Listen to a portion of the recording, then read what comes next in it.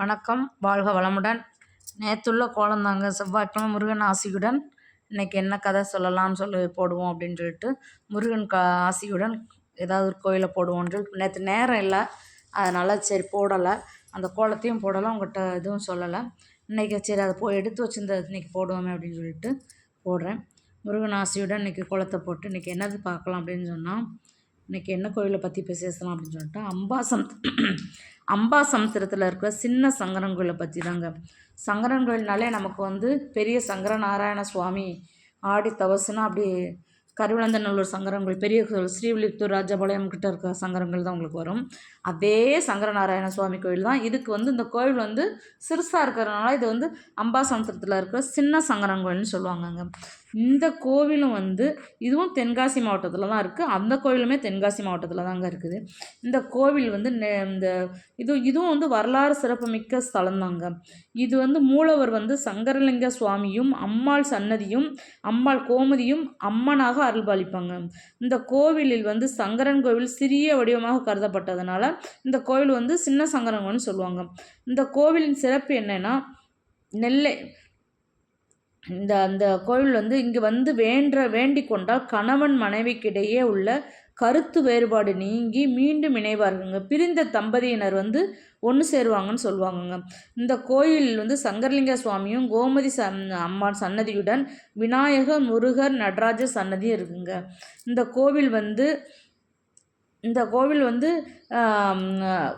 பின்னாடியெல்லாம் பார்க்க நம்ம சுற்றுப்பிரகாரம்லாம் பார்க்கும்போது அவ்வளோ நல்லதாக இருக்குங்க. இந்த கோவில் அந்த பார்க்கறதுக்கே அவ்வளவு அருமையாக இருக்கும். இந்த கோவிலும் அதே மாதிரி தான். இங்கேயும் ஆடி தவசு எல்லாமே விசேஷமாக நடக்கும்னு சொல்லுவாங்க. அந்த கோவிலையும் ஆடி தவசு இது அது என்னது வரலட்சுமி நோன்பு இப்படியெல்லாம் நவராத்திரி குழு இது எல்லாமே அந்த சங்கரன்கோயிலையும் விசேஷமாக நடக்கும். இந்த கோவிலும் ரொம்ப விசேஷமான கோயில் சொல்லுவாங்க. கண்டிப்பாக குழந்தை இல்லாதவங்களுக்கும் இங்கே குழந்தை கிடைக்குமாங்க. ஆனால் பிரிந்த தம்பதியினர் இந்த கோவிலுக்கு சேர்ந்தாங்கன்னா கண்டிப்பாக மனம் மாறி அவங்களோட சந்தோஷமாக இருப்பாங்க அப்படின்னு சொல்கிறாங்க. இந்த கோவில் அவ்வளோ இது சிவன் பாதி விஷ்ணு பாதி அப்படி சங்கரங்களோட சிறப்புன்னு சொல்லுவாங்கங்க. இந்த கோவில் மதுரை ஆண்ட உக்கிரமபாண்டி மன்னரால் 17ஆம் நூற்றாண்டில் இந்த கோவில் கட்டப்பட்டங்க. சங்கர நாராயணன் சன்னதியும் சிவபெருமான் விஷ்ணுவும் சரி பாதியாக அமைந்துள்ள சன்னதி. அதனால தான் இது இந்த கோயிலுக்கு அவ்வளோ விசேஷமாங்கங்க. இந்த ஆவுடையம்மா இந்த கோவில் அவ்வளோ ஆடி மாதம் கோமதி அம்மன் புன்னைமடத்தில் தவம் செய்ததுனால ஈசன் தன் மேனியின் ஒரு பாதியை நாராயணருக்கு தந்தார். எனவே அம்மன் ஈசனை மனம் புரிய விட என்பதனால் ஐப்பசி மாதம் மீண்டும் தவம் இருந்து சங்கரலிங்க சுவாமியை மனம் புரிந்ததுனால தான் இந்த தலத்துக்கு ஆடி தபசுங்கிற காட்சியும் ஐப்பசி ஆடி தவசுங்கிற காட்சியும் இங்கே காட்டுறாங்கங்க. இந்த கோயில் ரொம்ப விசேஷமாக இருக்குங்க. இந்த 7 கால் பூஜை நடக்கிறது, 7 கால பூஜையும் நடைபெறும், அர்த்தஜாம பூஜையும் நடைபெறும். இந்த கோவிலுக்கு முடிந்த அந்த பால் பருகினாலே குழந்தை பேர் இல்லாதவங்களுக்கு குழந்தை வரும் ஒன்றுமாங்கங்க. இங்கே புற்றுமண் சகல நோய்களையும் தீர்க்கும்னு சொல்லுவாங்கங்க. அதனால் சங்கரங்களுக்கு போக முடியாதவங்க ரொம்ப தூரம் இருக்குன்னா அம்பாசமுத்திரத்தில் பக்கத்தில் இருக்கிற சின்ன சங்கரங்களுக்கு போயிட்டு வந்தாலே கண்டிப்பாக உங்களுக்கு பிரிந்த தம்பதியினர் ஒன்று சேருவாங்க. குழந்தை இல்லாதவங்களுக்கு குழந்தை பிறக்கும்.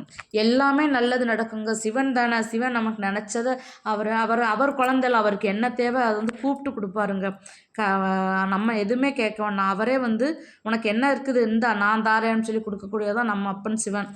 அதனால் சிவனுக்கு சங்கரங்களுக்கு அங்கே ஸ்ரீவில்லிபுத்தூர்கிட்ட இருக்க சங்கரங்களுக்கு போகாட்டலும், ராஜபாளையம் சங்கரங்கள்கிட்ட பெரிய சங்கரங்களுக்கு போகாட்டலும், சின்ன சங்கரங்களுக்கு உங்களுக்கு வசதி இருந்தால் கண்டிப்பாக நீங்கள் போய் பார்த்து இறைவன் அருள் கேட்டு உங்களுக்கு இறைவன் ஆசி எப்போயும் உங்களுக்கு இருக்கணும்னு சொல்லி நான் வேண்டிக்கிறேங்க.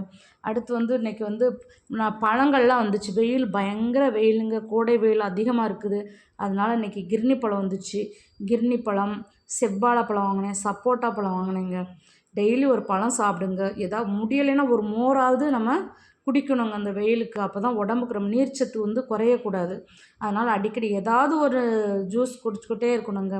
பால் குடிக்காமல், காஃபி குடிக்காமல் அந்த பாலை விட்டு நீங்கள் மோராக குடிங்க. உடம்பு ஆரோக்கியமாக இருக்குங்க. அவ்வளோதாங்க. இன்றைக்கி அப்புறம் ஈவினிங் விளக்கேற்றி சாமி கும்பிடணுங்க. இன்றைக்கி செவ்வாய்க்கிழமையில் அதனால் சரி விளக்கேற்றி சாமி கும்பிட்டாச்சுங்க. இன்றைக்கி எல்லாம் இன்றைக்கி எல்லாம் நல்லபடியாக நடந்துருச்சுங்க. நேற்று சொல்ல மறந்துட்டேன் இன்றைக்கி இந்த இதை, அதனால் சரி இன்றைக்கி நம்ம சொல்லுவோமே அப்படின்னு சொல்லிட்டு உங்களுக்கு சொல்லிட்டேன். மீண்டும் ஒரு நல்ல பதிவுடன் உங்களை சந்திக்கிறேன். நன்றி, வணக்கம், வாழ்க வளமுடன்.